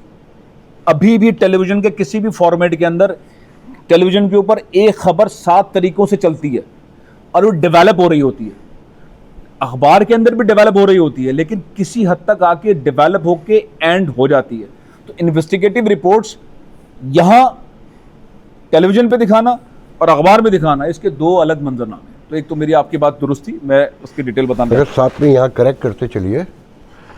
ये अभी यूक्रेन वार भी है सामने हमारे, तो इसमें निक रॉबर्टसन से लेकर यू नेम इट, कहीं तक चले जाइए, वो पूरे स्पेसिफिक्स आपको सिनेरियो दिखाते हैं और एक एक चीज़ बताते हैं, और एक कॉम्पैक्ट, एक जामे जिसे रिपोर्ट कह सकते हैं, जो प्रिंट मीडिया में भी नज़र आती है। मगर प्रिंट मीडिया में इन्वेस्टिगेशन हायर है बहुत ज़्यादा। आपके एक बहुत बड़ा प्रॉब्लम है, एक न्यूज़ एंकर जो प्रोफेशनल है, वो लड़की लड़का कोई भी है, वो एक ख़बर को मुकम्मल तौर पे पहले पूरा बताता है, फिर वो अपने व्यूअर को गंदा करने के लिए, उसे बदमज़ा करने के लिए एक रिपोर्टर के पास चलते हैं कि जनाब आइए, रिपोर्टर के पास चलते हैं, और वो हकला शुरू हो जाता है उसी रिपोर्ट को उसी तरीके से दोहराते हुए जो एक प्रोफेशनल न्यूज़ एंकर पहले बता चुका है। इसकी कोई गुंजाइश है कि जो चीज़, या तो रिपोर्टर को एक्स्ट्राऑर्डिनरी बात बताए जो एंकर ने नहीं बताई, या वो कोई नई बात लेकर आया है। तो ये आपके न्यूज़ डायरेक्टर, आप भी उनमें शामिल हैं, इतनी सी बात अभी तक समझ में नहीं आके दे रही कि एक हकले को लाके एक खबर को जो पहले न्यूज़ एंकर बता चुका है दोबारा दोहराने की ज़रूरत क्या पेश आती है, वो क्या है? आप चाहेंगे मैं इसका जवाब दूं? हाँ बिल्कुल जवाब दें। देखिए, ये इल्मी मामला है। टेलीविजन जो है उसके पास वक्त है, अखबार के पास वक्त नहीं है, जगह नहीं है। टेलीविजन पे स्टोरी डेवलप हो रही होती है, एक स्टोरी 7 तरीकों से चलती है। अब मैं आपको बताता हूँ एक स्टोरी 7 दफ़ा कैसे चलती है। कोई भी स्टोरी लें, किसी भी सिचुएशन को हम ले लें, फ़र्ज़ कर लें खुदा ना खास्ता कहीं पर कोई धमाका हो जाए और ये इतला आए, पुलिस बताए, कोई इदारा बताए कि धमाका हुआ है, और ये इतला आ जाए, रिपोर्टर बता दे और न्यूज़ रूम में आ जाए ये बात, और MD, डायरेक्टर न्यूज़, JBC किसी के पास भी आ जाए कि ये खबर है और ये धमाका हुआ है और ये सुना गया है। तो यहाँ पर विजुअल नहीं है, यहाँ पे वॉइस नहीं है, यहाँ पे इतला है। तो वो आपने देखा होगा, मैंने तो बहुत सारी रिवायत पाकिस्तानी मीडिया के अंदर तब्दील की हैं। मैंने वो ब्रेकिंग न्यूज़ और ये वाला मॉडल जो है वो बोलने बहुत सारे रेवोल्यूशंस किए, उसमें बहुत सारी चीज़ें ज़राए सारे फारिग किए, यानी शायद फारिग किए, बहुत सारी ऐसी चीज़ें जो पाकिस्तान के अंदर मीडिया में फारिग हुई हैं, वो मैंने या मेरी टीम ने की हैं। खैर, तो पहला जब कोई इवेंट होगा, कोई ऐसा आएगा, तो सबसे पहले एक टिकर चलेगा। तो खबर की पहली फॉर्म टेलीविजन के ऊपर टिकर है, अखबार के अंदर एग्जिस्ट नहीं कर रही है। 2, फिर कोई रिपोर्टर या कोई पुलिस वाला या कोई गवर्नमेंट या कोई ऐनी शाहिद बताएगा ये है, हुआ है। इतनी देर के अंदर वो जो एंकर खातून या मर्द बैठे हुए हैं वो बताएंगे कि इस जगह के ऊपर ये वाकया हुआ है। वो ग्राफिक्स की सूरत में, मैप की सूरत में आएगा। असल मैंने देखिए, मैं आपको देखिए, नहीं आप बीपर तक गए ना, आप बीपर वहां तक जा ही नहीं रहा। आपने पूरी खबर दे चुके, पूरी खबर सब आ चुकी, आप वो तो मैं मानने को तैयार हूँ कि एक आपने एक ब्यूरोक्रेट को, एक एसपी को और डीआईजी को किसी को लिया या किसी मिनिस्टर को लिया, और समझ में आता है कि वो अपने पूरे डिपार्टमेंट का बैकअप। भाई पहले अंडरस्टैंड करने की जरूरत है, टेलीविजन मीडिया है क्या? ना अगर टेलीविजन मीडिया के बारे में पता नहीं है तो नहीं ऐसे सवाल होते रहेंगे। नहीं सर, पूरी सवाल होते रहेंगे। सर पूरी खबर आप दे चुके, 8 घंटे गुजर चुके हैं, उसी बात को सेम चीज जो आप सुबह से रिपीट कर रहे हैं, आपने बीपर लेकर उसी से रिपीट करवा रहे हैं सेम चीज। मैं तो उसकी बात कर रहा हूँ। तो इसमें क्या हर्ज है? अगर आपने 6 दफा सुना था, एक दफा और सुन ले, उसमें कोई सूरत तो आप वेस्टर्न वर्ल्ड से कुछ तो सीखे ना। वेस्टर्न वर्ल्ड के अंदर तो 24 घंटे, अभी पिछले दिनों पॉप का इंतकाल हुआ, ठीक है, अच्छा उसके मरने का बीपर 12 घंटे बाद वाए सीएनएन के ऊपर, 24 घंटे के बाद क्यों? नई बात होगी। नहीं बात नहीं थी, नई सरकार, नई बात अब होगी। मैं इस प्रोग्राम में आपको चैलेंज के तौर पे, मैं भी चैलेंज के तौर पे कह रहा हूं कि नई बात नहीं होगी, होगा ना। उसमें मेरे आपके समझने की हो मुमकिन है, सर, मेरे आपके इंटरेस्ट की ना हो, हमें पसंद भी ना आए, मगर नई बात होगी। अब मैं आपको बताता हूं नई बात कभी क्या। भी पर सेम बिल्कुल नहीं होता। अब मैं आपको बताऊंगा नई बात क्या, आप सुनिएगा, अब रोकिएगा नहीं प्लीज, क्योंकि मैं आप 6 दफा रोक चुके हैं, ये मुनासिब बात नहीं है। चलो ठीक है, पॉप मर गए, ठीक है, पॉप के मरने की खबर बार बार चलेगी, बिल्कुल चलेगी, अब उसमें डेवलपमेंट स्टोरी आएगी। बिल्कुल आएगी। जो पॉप के मरने की खबर है वो 20 दफा, 40 दफा, 50 दफा चलेगी, हर बार रिपीट होगी। ठीक है। अब ये 40 से 50 दफा जो मेन स्टोरी चल रही है पॉप के मरने की, और बीबीसी और CNN और फॉक्स उसको बार बार चला रहे हैं, 40 दफा, 50 दफा, 50, भाई क्यों चला रहे हो? मर गया ना पॉप सुबह, क्यों 50 दफा चला रहे हो? क्या जरूरत है 50 दफा चलाने की? इसलिए कि उसके साथ जज्बात, उसके साथ एक मजहबी रुझान, उसकी बात की डेवलपमेंट, वो 3-4 दिन का, 5 दिन का सोग, वो सब इन्वॉल्व है। इसके अलावा भी एक और चीज है। तो अब पॉइंट ये है कि जो 50 दफा, 100 दफा खबर चली है और चलती रहेगी, वो उसकी वजह उस नेचर के हवाले से है। नहीं, इसकी एक और वजह भी चलेगी। है। इसकी एक और वजह भी है। आप चले 40 बार देखी, मैं ट्रैवल कर रहा था, मैं जॉब पे था, वो तो मैं अवे था, ये तो अजीब बात, वो रिपीट होती रहेगी। मैंने आपसे जो स्पेसिफिक बात की है कि एक कंटिन्यूएशन में पहले मुझे एंकर ने खबर सुनाई और कहा कि जी मजीद डिटेल के लिए चलते हैं हम रिपोर्टर के पास, और रिपोर्टर फिर वही सेम चीज रिपीट कर रहा है। आप उस पर ध्यान दे, कुछ ना कुछ डेवलपमेंट बता रहा हूँ। वो चले, आपने नहीं मानना। अब नहीं, ये होता ही बताइए, है ना, होने चलो वाली ठीक है, हम ये कोई नए बात- सवाल की कोई तरफ बात- आते बाजी बात हैं। है। अब ये बताइए, जो नौजवान सहाफ़ी हैं, एक तो कराची, सहाफत से बाहर आ जाते हैं। नहीं, मेरा मौजूद क्योंकि नौजवान आपसे मेरा मौजूद सहाफ़त है। मैं एक दो और सवाल भी उस तरफ भी आऊँगा। एक तो कराची यूनिवर्सिटी है और लाहौर यूनिवर्सिटी है और फिर प्राइवेट कॉलेजेस भी हैं। आपका मीडिया इतना सा है, बहुत छोटा सा मीडिया है, 5 चैनल हैं, उनमें भी 4-4 महीनों का गैप है तनख्वाह का, और बड़े बड़े चैनल हैं, और अरबों खरबों-पति पार्टियाँ हैं, 5-5 महीने आम रिपोर्टर को तनख्वाह नहीं देते, वो उधार मांगता फिरता है। ये जो जर्नलिज्म डिपार्टमेंट 5-5 हज़ार स्टूडेंट सालाना फेंक रहे हैं, इनमें से 80% तो जर्नलिज्म से वाकिफ़ ही नहीं होते, ना उनको अखबार पढ़ने की तमीज़ है, ना वो पढ़ना भी नहीं चाहते। ये मेरा फर्स्ट एक्सपीरियंस है, फर्स्ट हैंड।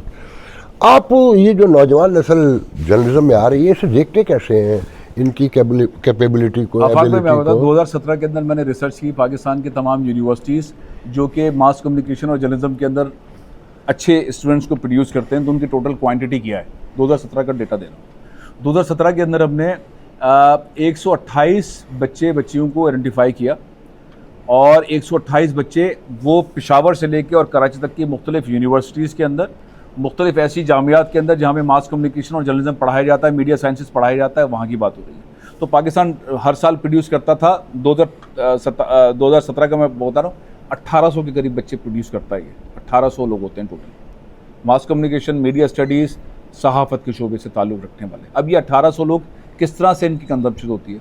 तो बोल जब आया तो बोल ने कहा कि हम मार्केट से टॉप ऑफ द लाइन बच्चे उठाएंगे, तो हमने 128 बच्चों को लिया। उसमें बहुत सारे लोग जो हैं वो top of the line anchors बन गए, प्रोग्राम होस्ट बन गए, रिपोर्टर्स बन गए। हमने उनको ट्रेनिंग के ज़रिए सारे सिस्टम के अंदर कनेक्ट किया। उस वक्त हमने जाना, जो आप बात फरमा रहे हैं कि जो पढ़ाया जा रहा है वो मार्केट की रिक्वायरमेंट नहीं है, क्योंकि हमें उस तरह की ट्रेनिंग देनी पड़ी।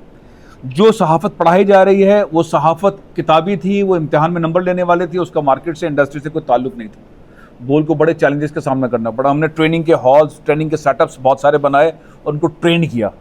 ट्रेन करने के बाद हमारे पास ये आया। तो ये गैप सिर्फ सहाफ़त में नहीं, पाकिस्तान की यूनिवर्सिटीज़ के हर सब्जेक्ट के साथ इंडस्ट्री से कनेक्टेड नहीं है, मैकेनिकल इंजीनियर कनेक्ट नहीं है, इलेक्ट्रॉनिक इंजीनियर कनेक्ट नहीं है, माइक्रोबायोलॉजिस्ट कनेक्ट नहीं है, तो आप जो भी सब्जेक्ट निकालेंगे वो आपको बहुत दूर नजर आएगा सिवाय आईटी के और सिवाय बिजनेस के। बिजनेस वाला बंदा फौरी तौर पर बैंक के अंदर पहुंच जाता है, वो कनेक्टेड होता है, इंडस्ट्री उसको ओन कर लेती है, और आईटी को इंडस्ट्री ओन करके रखती है कि कितने बच्चे निकल रहे हैं, हमें फॉरेन चाहिए। ये दो इंडस्ट्रीज, अदरवाइज आपको बहुत सारे ऐसे डिपार्टमेंट्स हैं जिनकी फैकल्टी, जिनका कंटेंट और जिनकी मार्केट, उसके दरमियान गैप नजर आ रहा है। पाकिस्तानी मीडिया ने पाकिस्तानी अवाम को या नेशन को क्या दिया अभी तक? अब पाकिस्तानी मीडिया ने पाकिस्तानी नेशन को क्या दिया? देखिए, मैंने इदारे की भागदौड़, पहले से तो मैं जंग और जियो के अंदर मैंने काफ़ी वक्त काम किया, लेकिन जब मुझे बोल का चार्ज मिला और बोल के अंदर तो उस वक्त मैंने देखा कि हमें अपने हीरोज़ की ज़रूरत है, हमें रिस्पेक्ट करना है, हमने इदारों की रिस्पेक्ट करनी है, हमने अपने लोगों की रिस्पेक्ट करनी है। तो उस वक्त हमने एक आइडेंटिफाई किया कि हमें कौम को क्या देना है। तो हमने सबसे पहले बताया कि पाकिस्तान की जितनी भी सियासी जमातें हैं, उनके आपस में जितने भी इख्तलाफात हों, लेकिन एज अ ऑर्गेनाइजेशन बोल वो प्यार करता है पाकिस्तान पीपल्स पार्टी से, वो प्यार करता है मुस्लिम लीग नून से, वो प्यार करता है जमात इस्लामी से, वो प्यार करता है एएनपी से, वो प्यार करता है एमक्यूएम से, वो प्यार करता है पाकिस्तान की हर सियासी जमात से, और वो इस बुनियाद पे प्यार करता है कि लोग उससे प्यार करते हैं और लोग उसको वोट देते हैं, तो हम प्यार करते हैं। दूसरा, हमने पाकिस्तान के अंदर रिवायत कायम की कि ये जो पाकिस्तानी फोर्सेज हैं, ये पाकिस्तान की शान है। आप इससे 2000 दफ़ा इज्जत करें या 2000 दफ़ा इख्तलाफ राय करें, हमने कहा ये जवान जो शहीद हो रहा है ये हमारे सर का ताज है। तो हमने Pakistan army, Pakistan navy, Pakistani air force, rangers, police, हमने इन सब की इज्जत और इनकी शान में इजाफा किया। तो हमने पहले पाकिस्तानी सियासी जमातों को, फिर हमने पाकिस्तानी फोर्सेस को, फिर हम पार्लियामेंट में गए, और पार्लियामेंट में पता नहीं कितनी बार मैं और मेरे जो टीम थी पता नहीं कितने स्टैंडिंग कमेटीज में करने के बाद हमने कहा कि हम इन इदारों को ऑन करना चाहते हैं, और हमने इन इदारों को ऑन किया। तो फिर हमने कहा कि ये पाकिस्तान बना क्यों है, फिर हम इसकी कायदे आज़म के उन 14 निकात के ऊपर आ गए, और हमने तो पाकिस्तान की जब ये बोल शुरू किया तो हमने तो ट्रांसमिशन ही कश्मीर के ऊपर की थी। हमने तो पाकिस्तान की जो 14 निकात हैं, अगर इजाज़त दें मैं अपनी बात पूरी कर लूँ, क्योंकि पाकिस्तान को क्या दिया, क्योंकि पाकिस्तान को बहुत कुछ दिया है ना। तो पाकिस्तान के अंदर यूथ को कनेक्ट किया, पाकिस्तान में टेक्नोलॉजी को कनेक्ट किया, पाकिस्तान में सियासी जमातों को लोगों से कनेक्ट किया, इदारों को लाके से कनेक्ट किया, पार्लियामेंट को लाके कनेक्ट किया। हमने प्रोग्राम शुरू किए जो पाकिस्तान के दुनिया में शायद बड़ी मुश्किल से होते होंगे। हमने कहा नेशनल डिबेट, हमने एजुकेशन के ऊपर पाकिस्तान की तमाम टॉप पार्टीज के सामने पॉइंट्स रखे और जवाब लिए। हमने यूथ को कनेक्ट किया, हमने खवातीन को आगे लेकर आए, हमने सुपर वुमेन जैसे प्रोग्राम किए, हमने बोल के अंदर हमने एक्स्ट्रा ऑर्डिनरी किस्म के काम किए, हमने पाकिस्तान को दिया। इसलिए बोल इस तरह के सारे सिनेरियो जो है आपने काफ़ी सालों तक सुनते रहे। तो बेसिकली पाकिस्तानी मीडिया ने, जंग ने, जियो ने पाकिस्तानी कौम को बहुत कुछ दिया। पाकिस्तान की कौम, एयरवाई ने पाकिस्तानी कौम को बहुत दिया है, हम टीवी ने पाकिस्तानी एंटरटेनमेंट को बहुत कुछ दिया है, जियो सुपर ने पाकिस्तान की कुछ। तो फिर वो रिस्पेक्ट क्यों नहीं नजर आती ग्राउंड पर मीडिया की, जब इतना कुछ दिया आप लोगों ने? पाकिस्तान के अंदर जितनी पॉजिटिविटी है, पाकिस्तान का जो खूबसूरत चेहरा है, ये पाकिस्तान की मीडिया ने दिया हुआ है। और ये बात दुरुस्त नहीं है कि पाकिस्तानी मीडिया ने पाकिस्तान को कुछ नहीं दिया। पाकिस्तानी मीडिया ने बहुत बुरे हालात में कोड़े खाकर पाकिस्तान में जो है वो सहाफत को जिंदा रखा है, जेलों में जाके सहाफत को जिंदा रखा है, पाबंदियां लगा के पाकिस्तान में पैम्बरा के नोटिस की वजह से मुझे भी याद दीजिए छोटे छोटे सवाल। पाकिस्तान में मोरलिटी को कहाँ देखते हैं, अखलाकियात को? भाई अखलाकियात अगर कोर्ट में नजर नहीं आ रही, पार्लियामेंट में नजर नहीं आ रही, सियासी जमातों में नजर नहीं आ रही, तो आप मीडिया में क्या देखने की बात कर रहे हैं? मैंने मीडिया का नहीं कहा, मैंने पाकिस्तान का कहा। ये बहुत बड़ा चैलेंज है तो चैलेंज पाकिस्तानी सोसाइटी का। तो जहाँ आप ये एक्सेप्ट करते हैं कि मोरलिटी तो वजूद ही नहीं रखती, वहाँ मीडिया इतना बाकिरदार है। मैंने ये नहीं कहा पाकिस्तान, आपने सवाल कुछ और किया था, आपने किरदार और बाकिरदार की बात नहीं, मैं तो आपने तो कहा मीडिया ने कौम को क्या दिया? आपने हीरो दिए, वो इस कौम के हीरो हैं। कौन से हीरो? जितने हीरो भी अभी आपने मुझे नाम बताइए, क्योंकि आप बगैर नाम के बहुत सारी बातें करते हैं। मैं नाम नहीं ले रहा। लंदन के अंदर एक अखबार के एडिटर के मालिक की बात कर दी बगैर नाम लिए। आप नाम लेके बात कर रहे हैं। नहीं, जो आपने पॉलिटिकली, सोशली, स्पोर्ट्स में, डिफेंस में जिन्हें हीरो बना के पेश किया, कौम पर साबित किया, आप मुतमईन हैं कि वो हीरो हैं? मैंने कम लोगों को हीरो बनाया, मुझे 1000 हीरो बनाने थे, मुझे 2000 हीरो मौजूद हैं। मौजूद हैं। इंडिया के अंदर क्या हुआ है, आंगड़ू बांगड़ू झांगड़ू को हीरो बना के पेश कर देते हैं वो लोग। वो हर फिल्मी बंदे को, एक्टर को हीरो बना के शुरू कर देते हैं, हर क्रिकेटर को हीरो बना के पेश कर देते हैं, हर सियासतदान को पेश कर देते हैं। फैसल साहब, देखिए फैसल साहब देखिए मैं आपके पॉइंट रेजिंग की बात नहीं कर रहा। एक आपके यहाँ इफ्रा नाम की लड़की, जैसे वो सॉफ्टवेयर जी इंजीनियर, बच्ची उसको कैंसर हुआ, इंतकाल कर गई। मैं आपको फर्स्ट हैंड बता रहा हूँ, मैं नाम ले देता हूँ, समी इब्राहिम, जंग के जियो के रिपोर्टर से, आप ही की तरह के दोस्त है, मेरे फैमिली का हिस्सा है मेरे वो। उनको बताया मैंने कि आप गलत कर रहे हैं। जो बच्चा है माइक्रोसॉफ्ट का पहला नौजवान इंजीनियर, पाकिस्तानी अमेरिकन बच्चा है वो जर्सी में रहता है, और समी उसकी पूरी फैमिली को भी जानते हैं, मगर एजेंडा सर्व किया गया कहीं। अरे भैया तो केस स्टडी है, नहीं, सभी की देखें तारीफ सर, कर ले। मैं ऐसे 100 वाकया, मैं तो आपको एक नाम लेके बता रहा हूं। ये तो इंडिया में दिखा दूंगा, ये तो सहाफी के अपने दिमाग की बात है ना। नहीं, बात दिमाग की नहीं है। आप पाकिस्तान में जो कुछ सहाफत में हो रहा है, आप मुतमईन चले, सब इस तरह से जवाब देने छोड़े। भाई दुनिया में कहीं पे भी सहाफत में कुछ हो रहा है, मैं मुतमईन नहीं हूँ। अमेरिका में मुतमईन नहीं हूँ, इंडिया में मुतमईन नहीं हूँ, पाकिस्तान में मुतमईन ये नहीं। तो कवर का, अच्छा चले, जो अमेरिका में हो रहा है मुतमईन है आप, मुतमईन है आप अमेरिका में, बहुत हद तक, बहुत बात पे मुतमईन है आप यार। मैं 90% मुतमईन हूँ, 10% नहीं है। मैं किसी तरह का इंटरव्यू करूंगा, तैयारी करके आप मैं केस हिस्ट्री के साथ बैठूंगा, बॉल प्राउड करूंगा। ऐसा है कि केस हिस्ट्री के साथ दूसरा एक प्रोग्राम कर लीजिएगा, फिर मैं भी लेकर आ जाता हूं। फ्रीडम ऑफ एक्सप्रेशन का मामला है, जिस तरह से स्टूडेंट्स को निकाला जा रहा है, जिस तरह से फ्रीडम ऑफ प्रेस और यहाँ पे वावेला मचा हुआ है, जो खौफ का एक आसेब का आलम है। हम पाकिस्तानियों का मसला ये है, हम अपने मामलात को कम देखते हैं। आपने भी सवाल जो है ना मवाजना के तौर पे किया है। हम मार्शल लॉ से आने वाले अमेरिकन पाकिस्तानी, यहाँ सब राइट्स चाहिए हमें। आपको अपने मतलब का जवाब चाहिए होता है, मुझे अपने मतलब, आपको अपने मतलब का जवाब चाहिए होता है। अच्छा ये अदरवाइज आप कहते नहीं है। अच्छा चले, सवाल किया, मैंने उसका जवाब दिया। आप पाकिस्तान के मार्शल लॉ के सिस्टम से आने वाले पाकिस्तानियों को चैलेंज नहीं करें, क्योंकि ये वो लोग हैं जो आपकी तरह भाग कर आए, ये वो लोग हैं जो आपकी तरह यहां पे जिंदगी बनाने के लिए आए। आप भी इसी तरह आए हैं। आप अपने आप को उससे आप मुबर्रा ना करें। ये वो लोग जो आ रहे हैं, सिर्फ इतनी सी बात की है, आप उसको फ्लेयर अप कर रहे हैं। मैं तो करूंगा ना, यहाँ जमहूरियत चाहिए, सारे पाकिस्तानियों को रैकेट में यहाँ पर सारी जमहूरियत चाहिए, किसी को नहीं चाहिए। आपने सवाल किया है, आपने सवाल किया है फ्रीडम ऑफ एक्सप्रेशन का, मैंने वो जवाब दिया है।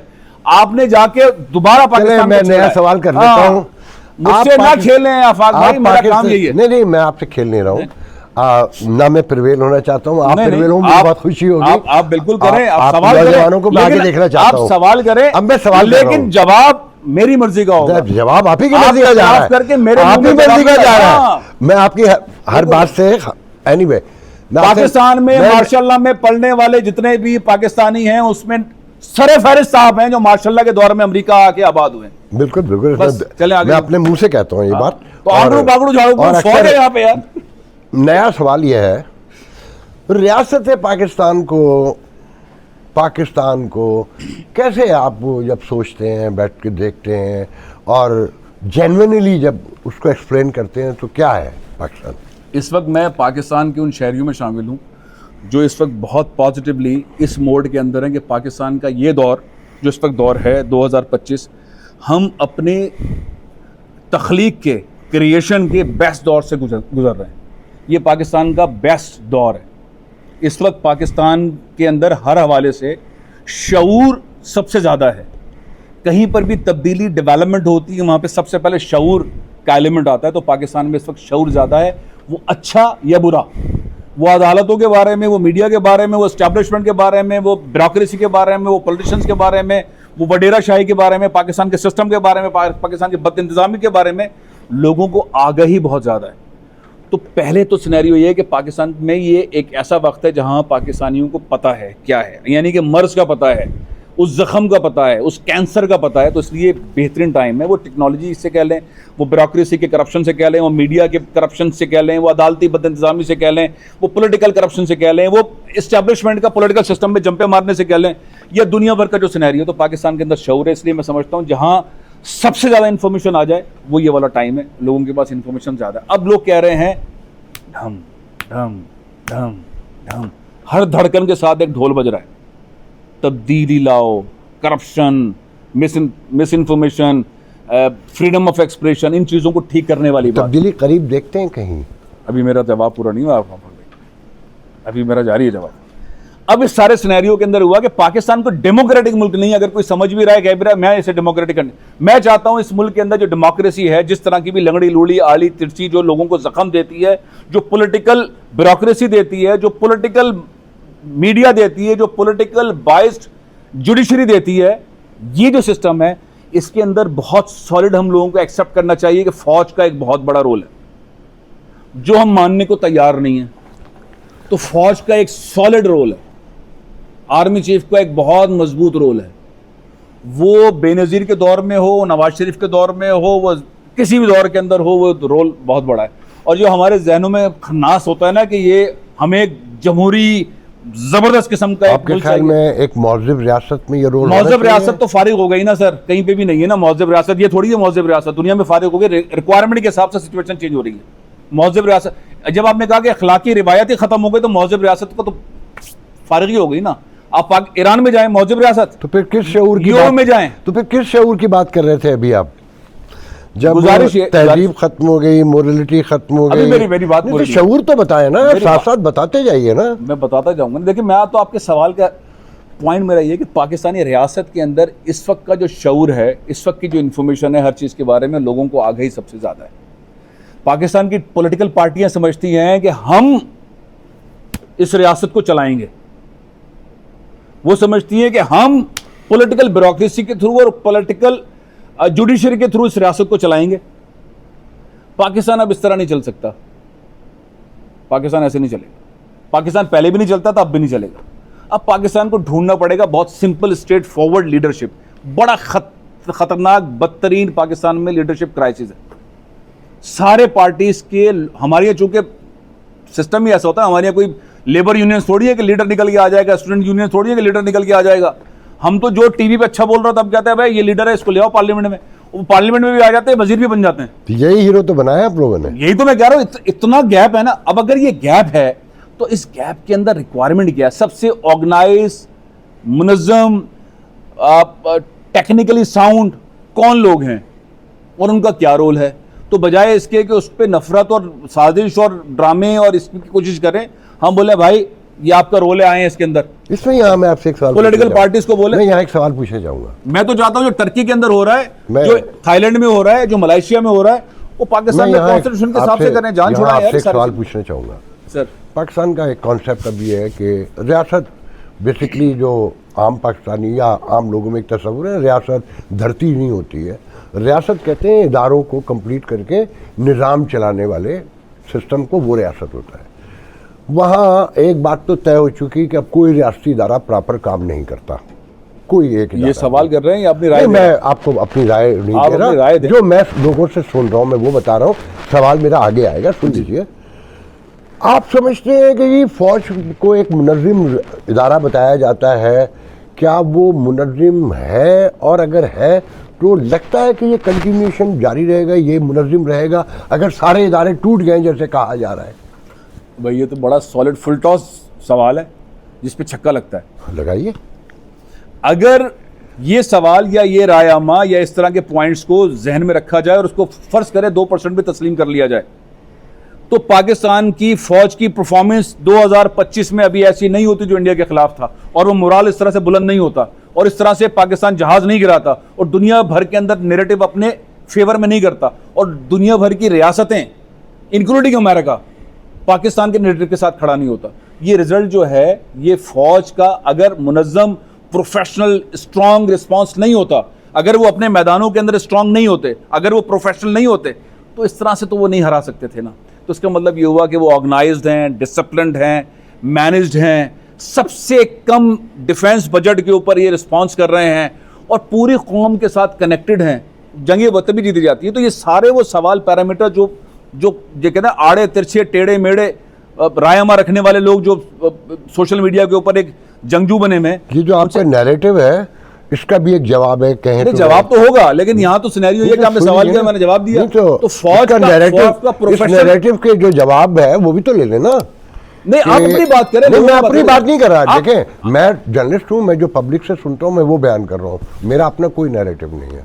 आपका नैरेटिव आपका बार-बार आता है इस प्रोग्राम में। नहीं, वो आपका कहना है ना, मैं तो सिर्फ वो जो सुन रहा हूँ आपके सामने रख रहा हूँ जो कहा जा रहा है। भाई ये लोग सब समझ रहे हैं आफाक भाई को यार। आपसे जो वो सुन लीजिए कि असला चीन का था हाँ और ड्रोन जो है टर्की के थे, जी पैसा IMF का था। हाँ आप खानदानी पुश्तैनी रिवायती एक किराए की फौज है, हाँ। हमेशा से तारीख हाँ, से। हाँ मार्शल रेस के मतलब भी जो बताए ना, हाँ। मार्शल- एक और फुल टॉस नहीं, आफाक भाई की एक तरफ मिनट से। आ जाए ना। हाँ, तो आपके पास ये सारी चीजें मौजूद थी, हाँ। आपने 25 करोड़ को कब्जे में लिया हुआ है, कंट्रोल किया हुआ है मुकम्मल तौर पे। ये कौन लोग कहते हैं?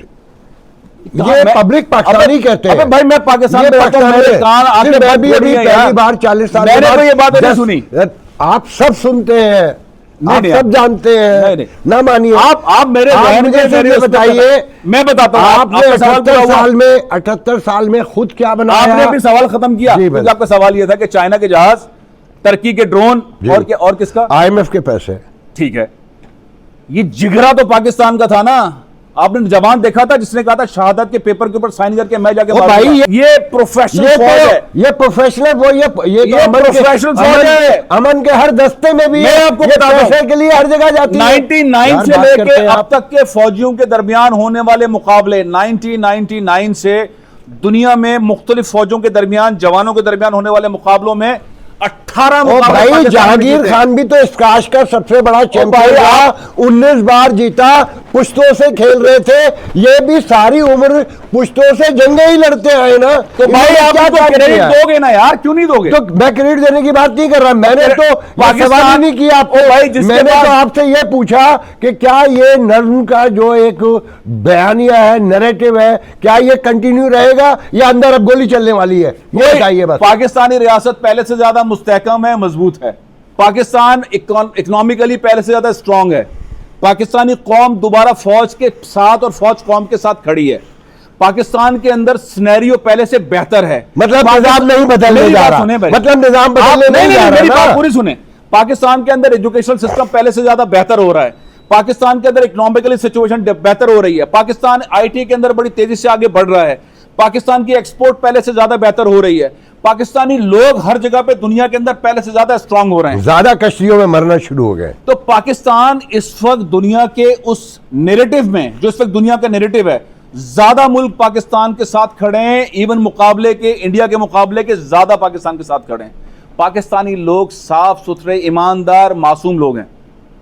वो यहां पर माशाल्लाह से डर कर 40 साल पहले आ जाते हैं आप अंदर और से- यहां बैठकर जोरदार अंदाज आप में अंदर से पाकिस्तान के खिलाफ बात हंस करते तो रहे होंगे। नहीं, नहीं, आप अंदर से हंस रहे हैं, क्योंकि ये इंडिया वाले की सवाल- 4 यूनिवर्सिटियां दुनिया की 40 बड़ी यूनिवर्सिटियों में आती हैं। आपकी एक यूनिवर्सिटी भी 400 बड़ी यूनिवर्सिटियों में भी नहीं आती। पाकिस्तान के आपका स्टूडेंट दुनिया के कराची का- टॉप यूनिवर्सिटीज में टॉप पोजीशन लेते हैं। आप अपने इदारे बताइए।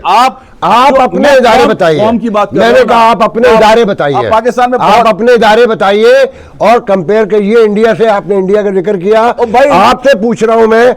आप कह रहे हैं एजुकेशन आगे जा रही है। कराची का बच्चा 86% और 90% लेता था, अब वो 46% लेता है। और उधर पड़ा हुआ है, अखबार भरे हुए होते हैं कि आज पर्चा इधर आउट हो गया, कल उधर आउट हो गया, और ये डायरेक्टर पकड़ा गया और वो इंडियन मीडिया देख रहे हैं मेरे भाई। ये इंडियन मीडिया में छपता है। इंडिया के ये अंदर इंडियन पेपर मीडिया में आउट होते छपता हैं। है। इंडिया में पेपर ये- आउट होते हैं। इंडिया के अंदर और Oh सबसे my ज्यादा God। रुझान इंडिया के अंदर है यार। ये पाकिस्तान में भी है, लेकिन इंडिया के अंदर भी है। रहने दो सर, यार। आपको जर्नलिज्म में 26 साल हो गए और उसी से रिलेट करते हैं। ये पाकिस्तान के हर अखबार की ओ भाई, हर आप मिक्स दूसरे कर दिन दिया। की खबर होती भाई, है। होती है। अच्छा, मतलब आपके यहाँ जो लोग वालिदैन और बच्चे प्रोटेस्ट करते हैं बाहर आके कि हमारे साथ ज्यादती, हमारे नंबर काट लिए, ये इंडिया में छप रहा है।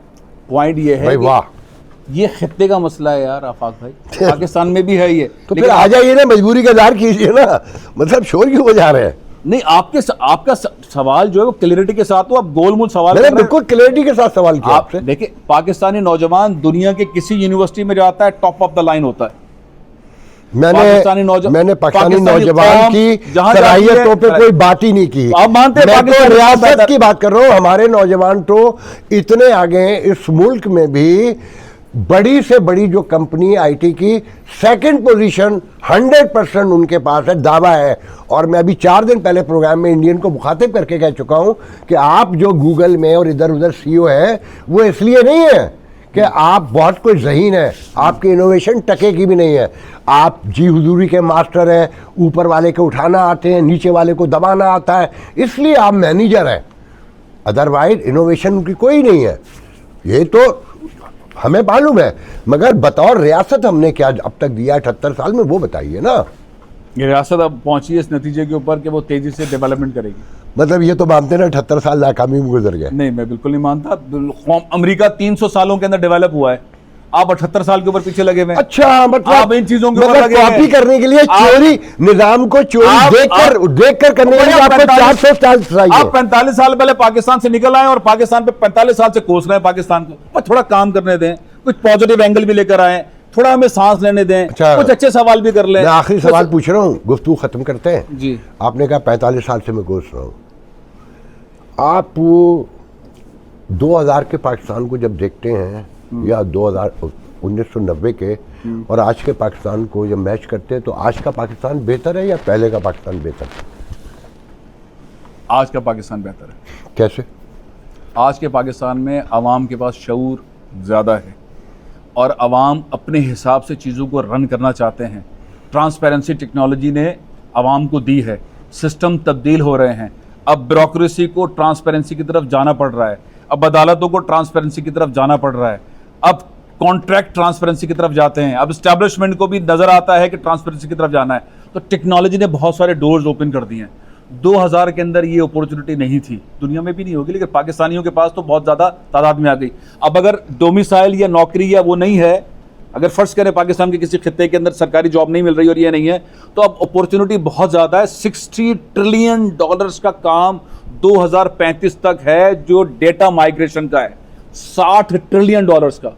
और पिछले 2 सालों के अंदर, चूंकि मैं इस तरह के सब्जेक्ट के अंदर बहुत कनेक्टेड हूँ, पिछले कई सालों के अंदर आईटी के अंदर जो पाकिस्तान में हो रहा है, पैफला का मैं एडवाइजर हूँ, PIAIC का एडवाइजर हूँ, तो मैंने 60-70 हज़ार बच्चे तो मैंने अपने हाथों से 4-5 सालों के अंदर निकाले। 90 में डॉलर कितने का था? तो जो बच्चा इस वक्त 90 में डॉलर, एक फैमिली के अंदर 30,000 रुपए सैलरी आती थी, एक नौजवान आप ये बताइए 500 90 में डॉलर कितने का था? ये बताइए 90 में डॉलर कितने का था? आफाक भाई मेरी बात मुझे पहले ये बताइए। मुझे नहीं मालूम यार, मुझे नहीं पता। तो आप बताना नहीं चाहते ना, मुझे आपको ये पाकिस्तान अच्छा दिखाना है। 90 में पाकिस्तान बुरा था जब 18 रुपए का डॉलर था, आज 280 रुपए। आज मेरे घर के अंदर जो बच्चा है, वो इस वक्त बच्चा जो आईटी का बच्चा है, वो महीने में 2-3 हज़ार डॉलर बना रहा है। अगर उस वक्त 18 का था होगा, कितने परसेंट बच्चे बना रहे हैं? अगर इस वक्त 1 लाख बच्चा भी बना रहा है, पैफला ये कहता है कि इस वक्त $4 बिलियन का पाकिस्तान का एक्सपोर्ट है पिछले 3 सालों के अंदर, जो $70 मिलियन था। अगर $4 बिलियन है और जिस रफ्तार से पाकिस्तान ऊपर जा रहा है, 2 करोड़ 60 लाख बच्चे स्कूल से बाहर हैं, और अगर इस तेजी से ये काम हुआ है और इस तेजी से ऊपर जा रहा है काम, तो मैं ये समझता हूं अगले 1 डिकेड के अंदर पाकिस्तान आईटी के, ब्लॉकचेन के मैदान के अंदर कहीं आगे होगा। और मैं इसलिए समझता हूं कि मैं पैफला को जानता हूं, मैं इसलिए समझता हूं कि PIAIC को जानता हूं, इसलिए मैं समझता हूं कि पाकिस्तान सॉफ्टवेयर सपोर्ट बोर्ड उसके पूरे मॉडल को जानता हूं, मैं इसलिए समझता हूं कि कराची और लाहौर, इस्लामाबाद के अंदर जिस तादाद के अंदर सॉफ्टवेयर हाउसेस काम कर रहे हैं और जिस तादाद के अंदर काम हो रहा है, पाकिस्तान बहुत जल्द पाकिस्तान की जो टेक्सटाइल एक्सपोर्ट है उसको बीट करेगा आईटी, जो पाकिस्तान की फुटबॉल एक्सपोर्ट है उसको बीट करेगा आईटी, जो पाकिस्तान की एक्सपोर्ट है सर्जिकल आइटम्स की उसको बीट करेगा आईटी। 5 साल के अंदर मैं भी यहां हूं, इंशाल्लाह हम दोबारा प्रोग्राम करेंगे। ये कोड अनकोड आज मैं आपकी डायरी में डालूंगा, अपनी डायरी में डालूंगा। पाकिस्तान 5 साल में आईटी की जो एक्सपोर्ट है पाकिस्तान की, वजह यह है, बहुत सिंपल बताता हूं, $60 ट्रिलियन का काम 2035 तक इंटरनेशनल मार्केट में पड़ा हुआ है। मैं और आप यहां बैठे हुए हैं ना, हमें ऑक्सीजन आ रही है, ऑक्सीजन आ रही है तभी हम बैठे हुए ना। मैं ये देख रहा हूं कि हमारे इर्द गिर्द डायमंड गोल्डन रिवर घूम रहा है। अगर मेरे अंदर कैपेसिटी है तो मैं वो बाल्टी से डायमंड गोल्डन रिवर से अपना शेयर ले लूंगा। अगर मेरे कंटेंट में वो है तो उसको डॉलर मिलेगा। तो बहुत सिंपल है, जब $60 ट्रिलियन का काम है डेटा माइग्रेशन का, तो उसमें पाकिस्तानियों का शेयर कितना है। पाकिस्तानियों को भी ये समझ आया है, पिछले 3-4 सालों में ये काम हुआ है। $70 मिलियन से पाकिस्तान $4 बिलियन पे गया है। ये रफ्तार 4 सालों की है और ये रफ्तार तेजी से ऊपर जा रही है। मेरा अपना मानना यह है कि पाकिस्तान एक्सपोर्ट के अंदर टेक्सटाइल को, फुटबॉल, स्पोर्ट्स जो चीज़ें, मेडिकल जो सर्जिकल आइटम्स हैं, इसको बीट करके आईटी में ग्राउंड ले जाएगा और बड़ी तेज़ी से ले जाएगा। और ये इंफ्रास्ट्रक्चर पाकिस्तान के अंदर खड़ा हुआ है। और जो अब नए स्टेप्स हो रहे हैं वो उससे कनेक्ट होते हैं। इसलिए मैं कह रहा हूँ शऊर, डेवलपमेंट और एडवांसमेंट की तरफ जा रहा है। तो इसलिए मैं बहुत पुरुमीद हूँ। पाकिस्तान इस वक्त अपने पूरे हिस्ट्री के बेस्ट दौर के अंदर इस वक्त खड़ा है। मैं आपसे जा चाहूँगा नाज़रीन, मैं आपसे आखिरी अल्फाज ये कह के जाऊँगा कि मैं 1984 से जर्नलिज्म कर रहा हूँ। ये एक मखसूस नैरेटिव है और फैसल एक फेस है उम्मीद का, और ये उम्मीद मैं 42 साल से देख रहा हूँ। इसे हर दौर में नए अंदाज से पेश किया जाता है, मगर हालात ख़राब ही होते रहे हैं।